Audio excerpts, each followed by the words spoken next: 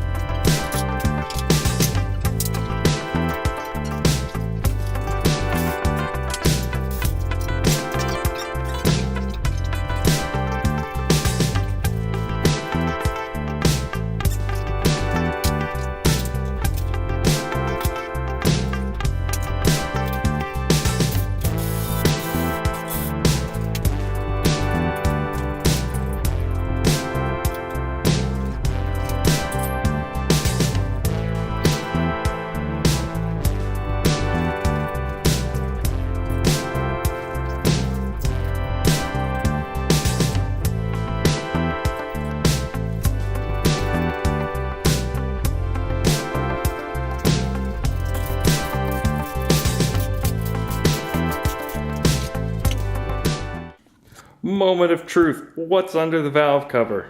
Well, this. Look at this. This thing's minty fresh. These rocker arms are just like perfect shiny silver. Like there's not even any oil baked onto them. This thing looks super, super mint.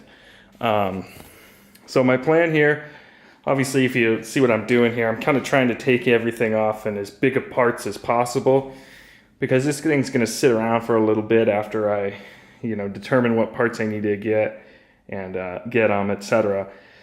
So I want to be able to slam it back together and keep it tidy up in the shop here.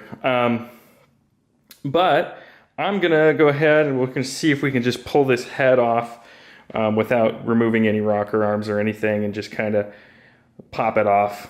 Obviously it's going, it'll go back on, but then it'll come back off it again to get all rebuilt and whatnot.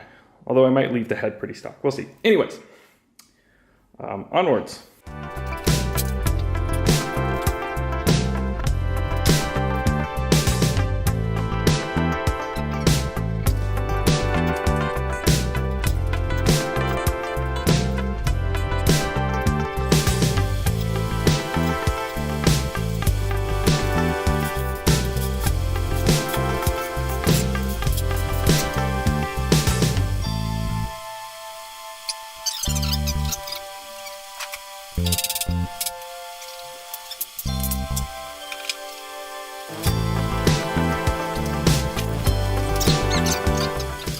Okay, we got that cylinder head off. You can see what we're dealing with here.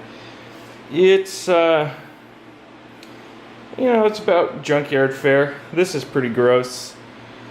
we'll roll this thing over and see, if maybe we can kind of clean that up. This is honestly not that surprising. For one, because it was sitting outside for a long time, so, understood. But there was a stiff spot in its rotation. I think it might have been just squashing this gunk against the cylinder head. But it does turn over, I know that, it's not seized here. So I'm gonna see if maybe I can bring this up to the top of its bore and kind of clean off some of the crud here. Maybe I'll take my push rods out too.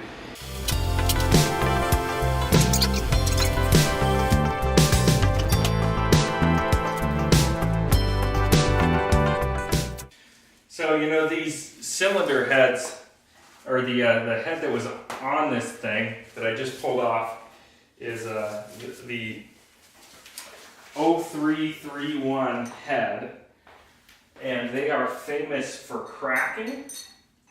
And if I'm not mistaken, the crack forms such that oil gets into the coolant, or something like that, and so it's not impossible that this could be actually, once a cracked head that leaked into the block and made this nasty sludge. I haven't peeked underneath the head yet.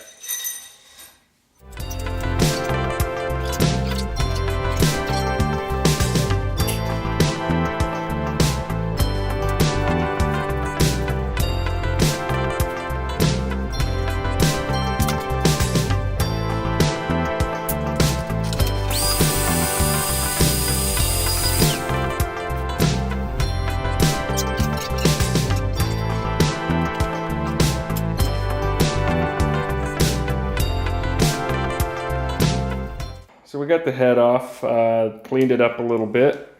Let's have a look in these bores. So this is one of the good cylinders here. Let me see if I can get a good focus on that. To me, it looks pretty clean. It's certainly shiny. And if I feel up the edge here, I don't really feel a ridge. There's some carbon buildup around the edge, but that kind of just rubs off. So that's that cylinder. That cylinder looks pretty good. If we move down a little bit, we get some rustier stuff. Now over here, this looks pretty cruddy.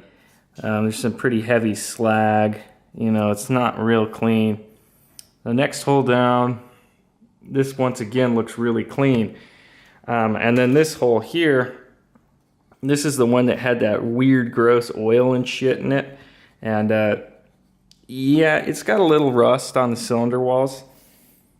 The most concerning aspect, I would say, this is probably the worst of it right there. And if we zoom right on in there, there's some like pitting and stuff. But what I'd love to see is how this cleans up with a dingle ball. It certainly, if it didn't have rust, I would have no qualms about honing this thing and just dropping some new pistons in it. That's my prognosis here. To me, this engine looks really clean. I mean, shoot, these pistons aren't even fully carboned up. There's like clean spots on them, which, who knows, that could be just from sitting or something, or moisture, I don't know. But the other 4-liter that I've had apart looked just disgusting. It was like everything was just covered in carbon, had a massive wear ridge. And so I think I'd like to talk about, why I think this is the way it is, which is that this is a late model 4-liter. And I think it's 96 that they made a change to the pistons and the piston rings. The pistons, they moved the ring pack higher up in the piston, and they made the rings thinner. They went from a 5/64 inch ring to a 1.5 millimeter ring, which is similar to like an LS, has 1.5 mil rings, if I remember right. But as far as horsepower is concerned, there's no reason anymore to run big, thick, heavy rings. We really don't need them to seal oil. The thin stuff works great. And most importantly, the thin stuff doesn't wear out your bores. That's why a lot of these newer motors have just mint fresh bores when you pull them apart. You know, it's like, oh shoot, we don't even need to bore this thing again. Just hone it and throw another piston in. So I think my plan of attack here then is going to be to maybe pull these two pistons out and get a dingle ball and just see how they clean up, and we'll check it out. And I'll probably get that done in the next couple of days here. And then we'll know what parts to order and move forward with this thing, because there's no reason not to. Let's go check out that cylinder head. Let's see what the underside of that looks like. So here's what we're working with in the cylinder head here. It looks kind of mirrors the, the block. You can see this is that cylinder down there that had that really nasty goop in it. And this is the cylinder here that was just kind of a little surface rusting. So what I think this might be is this might have had like, an exhaust valve open, and that might have had like an intake valve open. So that might have got actual water in it, while that got just kind of moist air in there, just kind of surface rusted. The rest of these holes look totally mint. So I'm not super concerned about this. I don't see any cracks in it. I'm going to do a closer inspection, and obviously if I jam this thing together and it has a problem, then we can replace the head. But I kind of want to just see what this head does, because this is the beleaguered 0331 head, and if I can make power with this thing and it holds it, then, well, sweet. They say that these things only crack if you overheat them, so, if I can keep the temps down, then we're good. But, probably not the best idea, but I've already got it, so why not? And the nice thing about these inline sixes in a, longitudinal car like this, if you've got a problem with the head, you can pull it off in the car without much fuss. It's not like a V8 or something where you've got an exhaust manifold down in there, or you've got or like a Subaru where it's on the side, or a transverse V engine where it's on the back, and it's not too bad to work on. So anyways, I think that's the plan of attack. We'll run this cylinder head. It all seems good to me there. We'll see how these bores clean up. So I did a little more work, and I decided to flip this thing over and go ahead and remove the rods and pistons. So obviously I haven't done that yet, but I figured, I'd give you a look here, see what the bottom end looks like. And looks like kind of what I expected. Really nice, clean, oily. Obviously there was oil in it, but that, that's a good thing. It's got oil in it. And you can see some of the later 4-liter stuff here, like this piece here. This is a crank girdle. Earlier 4-liters didn't have this, so that's a plus. There's my oil pump, my screen. Wow, the screen is super clean. That looks great. So I think I've got a really nice engine here. Basically, I'll just pull these rods and pistons, hone each cylinder, because I did some more cleaning and stuff on those nasty cylinders, and yeah, they're pretty nasty. I don't think that'll clean up with just like Scotch-Brite or whatever. So yeah, I'm gonna go ahead and pull out rods, pistons. I'll need to mark them as I go, and we'll check out bearings and see all that kind of fun stuff. But I think for now I don't need to pull the crank. I'll just leave that in there. Just pull out the rods and pistons, and we'll keep going.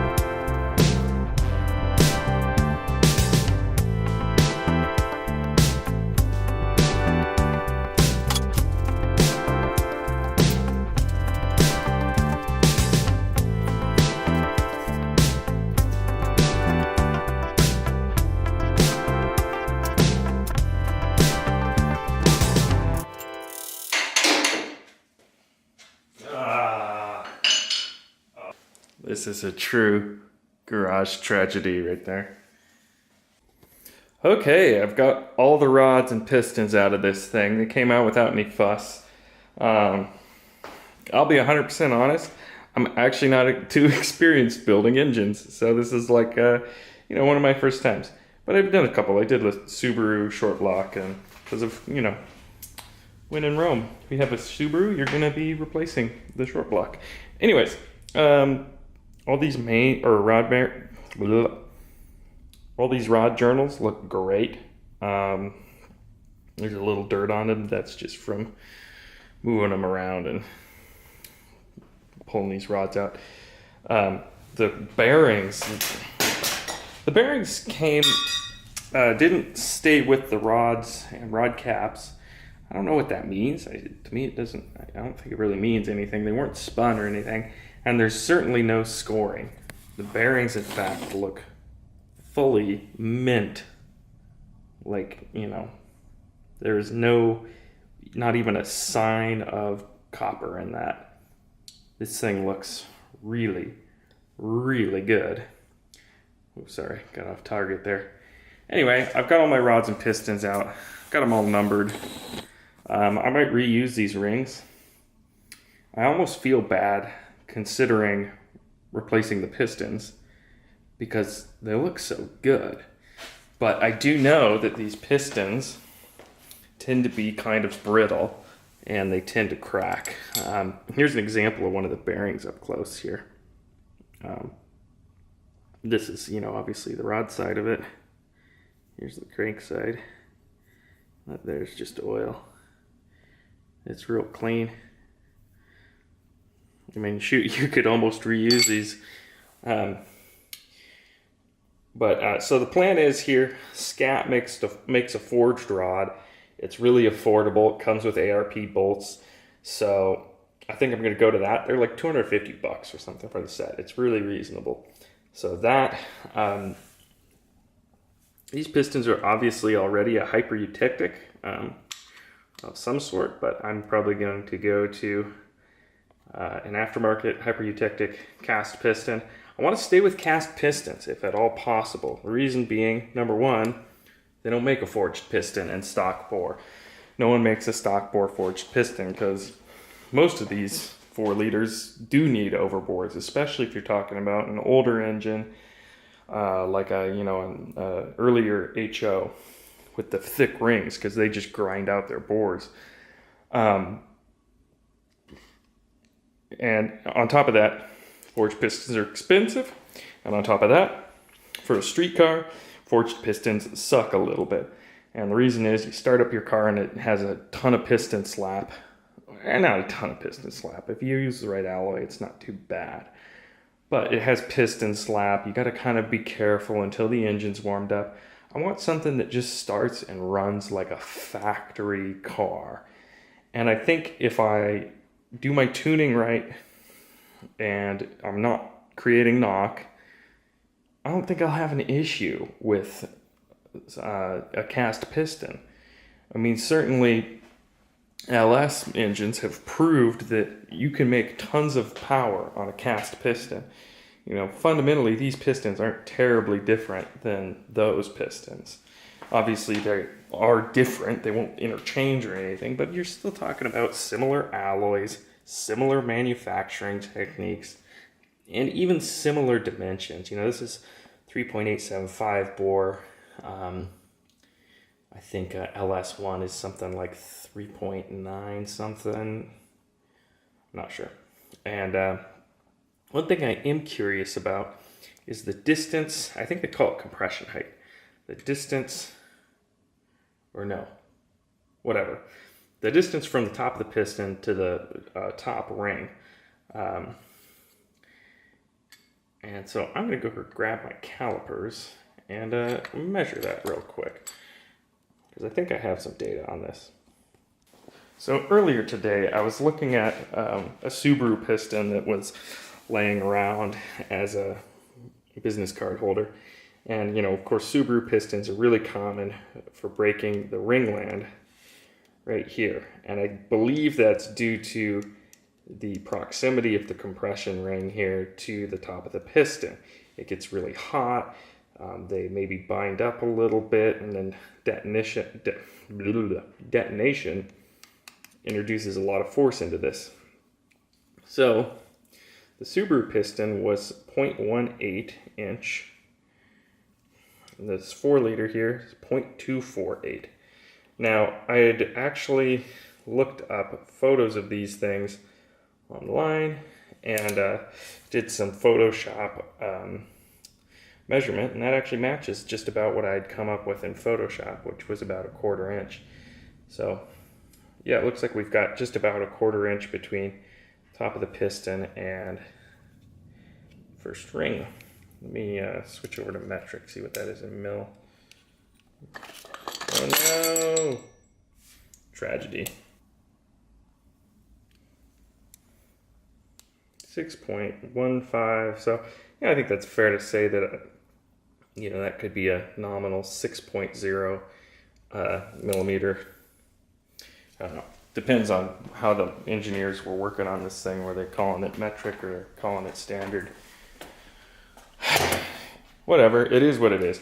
And so my point of comparison, what I was getting to there is, from my Photoshop measurements I'd done earlier, I measured like a 5.3 LS piston as well. And it was like, from my best guess, 0.2, but it was less distance than this.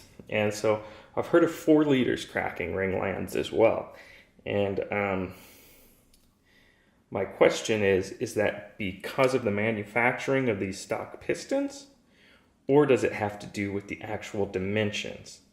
Or does it have to do with the engine management? One thing that's interesting about 4 liters is they don't have, I could be wrong about this, but I don't think they have knock sensors.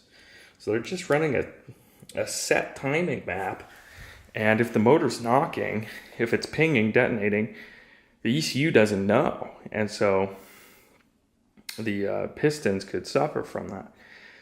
This motor seems low mileage, so part of me says reuse these pistons, but the replacement pistons are so cheap that you may as well use them. I don't know. Maybe I'll kick it to the internet. We'll see. Anyways, thanks for watching. You've seen the results of my little teardown experiment here, and bottom line is this engine, for what I paid, which is nothing, it was fully free. This engine's kick-ass. It is super clean.